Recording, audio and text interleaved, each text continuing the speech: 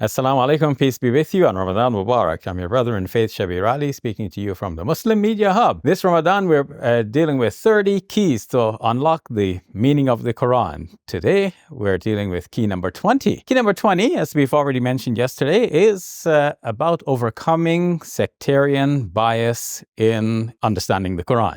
So what do I mean by this? Prophet Muhammad, peace be upon him, was there on the scene teaching his companions, and then he passed away. As a human being, he passes away from this life. Then the community splits into various factions with different ideas and so on. In the time of the Prophet Muhammad, peace be upon him, the community was unified because naturally when any Muslim had any question, whether about theology or practice, they referred their questions back to the Prophet Muhammad, peace be upon him. But after his death, naturally, they each had their own, various people had different opinions, and people formed groups or groups coalesced around various opinions, whether these have to do with items of theology or items of practicality. Then when people interpreted the Quran, naturally they wanted to support their points of view, whether it be something about belief or practice. And so they would cite the verses of the Quran in support of their views. And they not only cite the verses of the Quran, but give it their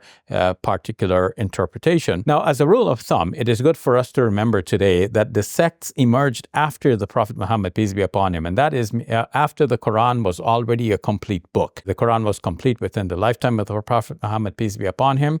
And historians of religion, looking at the way in which the Quran was collected, they remark at the purity of the text, in that they notice that whereas in hadith, by contrast, things have been inserted to support various points of view. In the case of the Quran, nothing was inserted to support the various points of view, but what the various persons of different factions did instead was they tamed the interpretation. So they couldn't change the text, but they applied new interpretations to the text in order to support their various views. So when we remember now that the factions emerged later, we will see the shallowness of some of the attempts to justify the views of particular factions just based on the text of the Quran, because the Quran does not support that text. A good rule of thumb to remember is that if something is settled, then it is not debated. And if it is being debated, then you know it was never settled. If some theological idea was settled by the Quran, then people would not have debated these issues.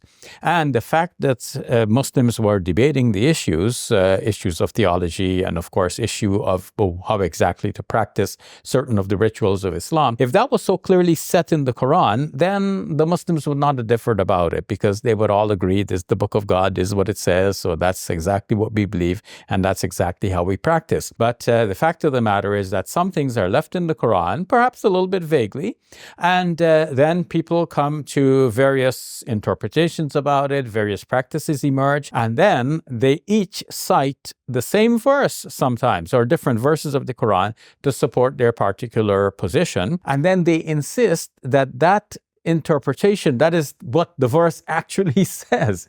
But we must distinguish between what the verse actually says and what people are actually saying it to mean. We find that it is already acknowledged, of course, each side is going to say it's that the other side that is slanting the Quran, at least in the interpretation, to support their position. And we can see that in their literature, the various sides, the various factions draw attention to how the others have misused the Quran. One thing that is very common is to find in Sunni introductions to the Quran and its exegesis is that they talk about how Shi'is have tried to support belief in the family of the Prophet Muhammad, peace be upon him, with reference to certain verses of the Quran. Commonly in this regard, Surah 55 is cited, that's Surah Ar-Rahman, and in particular, starting with the 19th verse, where it says, "Maraj al-Bahrayni yaltaqiyan."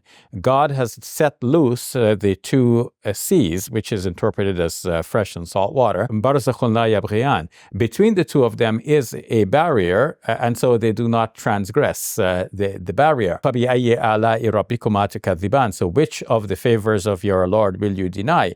يَخْرُجُ مِنْهُمَا اللُّؤْلُؤُ وَالْمَرْجَانُ. From the two of them emerge pearls and corals. So in a nutshell, focus on the part that says there are the two seas that are let loose and they come together, and from the two seas emerge the pearls and corals. Now, this is simple and clear Arabic. However, some people wanted to find the mention of Ali and Fatima, the son-in-law and cousin of the Prophet, peace be upon him, Ali and Fatima, his daughter, who were married to each other. And of course, we know that they had children, Hassan and Hussein, famous among their children. How can we find the names of Ali and Fatima and Hassan and Hussein in the Quran? We cannot. But the closest we can do is to find that in the exegesis of this verse. So typically Shi'i exegesis of the Quran was said by Sunni commentaries to hold that the two seas are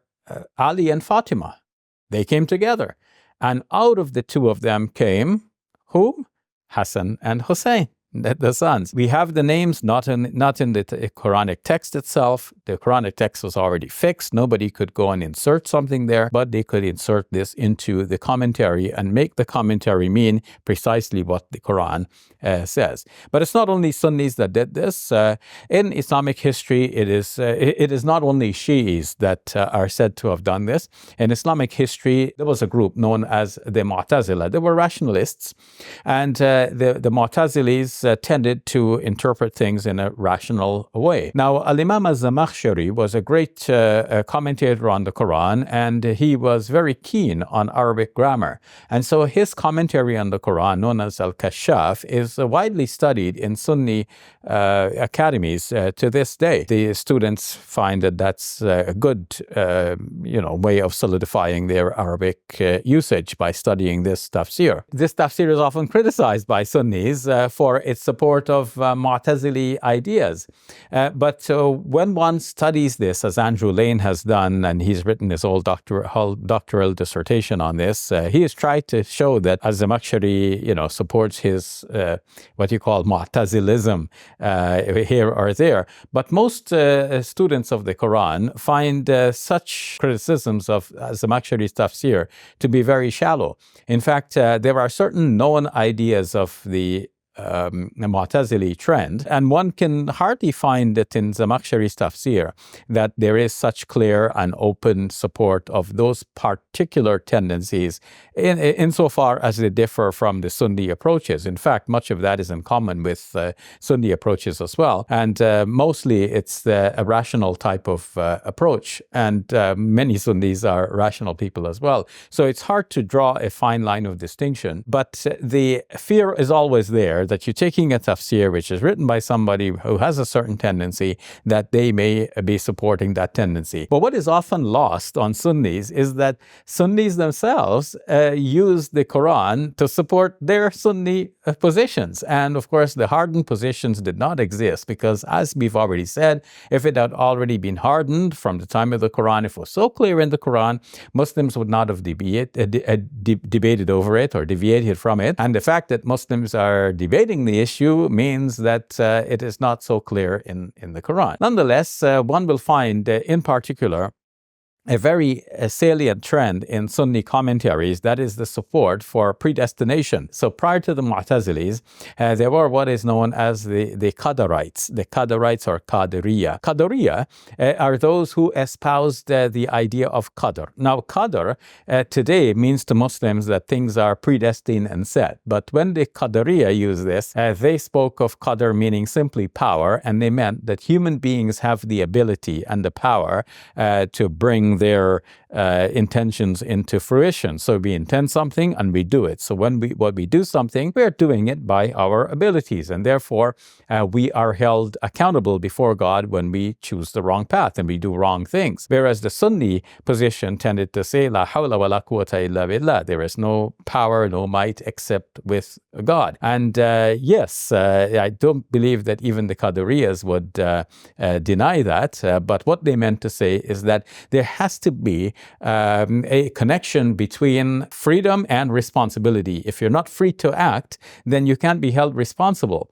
But the Sunnis went in the direction of emphasizing the power and control of God to the extent that when one listens to them and reads the Sunni accounts of this, one would be hard-pressed to explain how would human beings be responsible, because basically they're saying that the underlying reality is that God is in full control, and no matter what you do, you are falling into line with what God has predestined for you. Of course, the proper balance of all of this is to say that God has given us limited freedom within a certain limited sphere. We have freedom to move about, but within the boundaries of limitation, we have freedom, and it's for exercise of that freedom that we are held accountable and that we will be responsible on the day of judgment. But that's not how it was espoused. No, they wanted to say that right down to the nitty-gritty, all the finer points, everything was predestined for you. You don't know what was predestined for you. You think that you're making choices between this and that, and you're following the choices that you made, but in fact, even your choices logically are predetermined in that whole grand scheme of predestination. So what the Sunnis then did was that they tried to insert the predestination view at every juncture, wherever it is possible, even at places where we would never suspect that this could give rise to such a commentary. We see it. An example of this is in the 2nd chapter of the Quran, Surah Al-Baqarah, and not very far in the 21st verse. There it says, Ya ayyuhan nasu attaqu rabbakum alladhi khalaqakum walladhina min qablikum la'allakum tattaqun. O humankind, be aware of your Lord who created you and created those before you, so that you may achieve taqwa. Now, taqwa is a term that we're very familiar with in the month of Ramadan, because the same surah tells us later in the 183rd verse that God gave you the fasting, la'allakum tattaqun. Taqwa means that you should be God aware. We know what that means in terms of fasting. Now it's up to us whether we choose the path or not. We choose the path of fasting, then doing it right, we get God consciousness. We don't do the fasting properly, we do not achieve that God consciousness, that awareness of God. Come back to verse number 21, where it says, God created you and those before you so that you may achieve this God consciousness. This seems to have opened before us the possibility either we would become God conscious or not become God conscious. And it is not only one person, it is the whole of humanity. It's almost like this applies to every human being, right? God created every human being. Most Muslims would say today, yes, every human being has that possibility, and it's our choice.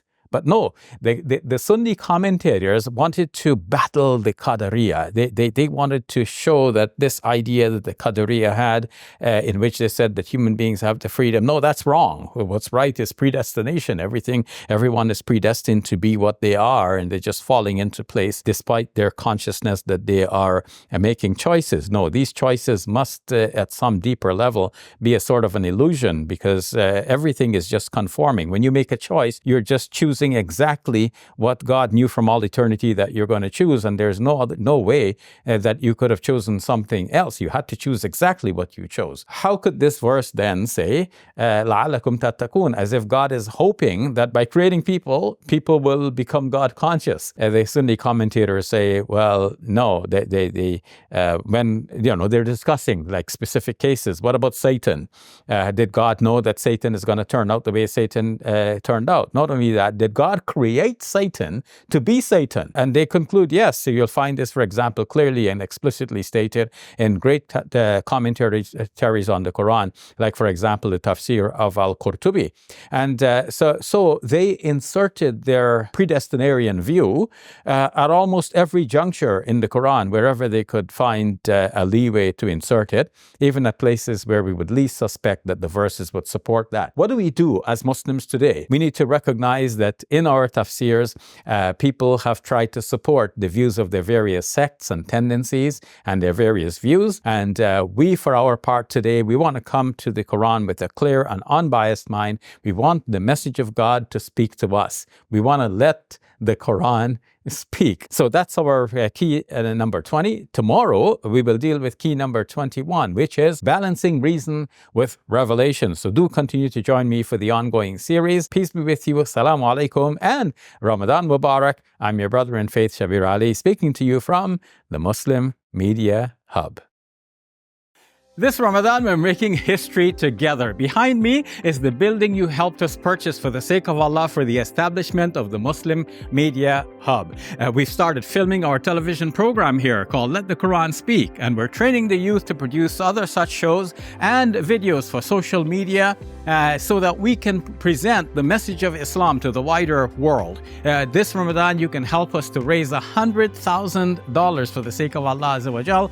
Please go to our website, muslimmediahub.com. May Allah bless you and all of your loved ones this Ramadan and forever. I'm your brother in faith, Shabir Ally, saying Assalamu alaikum, peace be with you, and Ramadan Mubarak.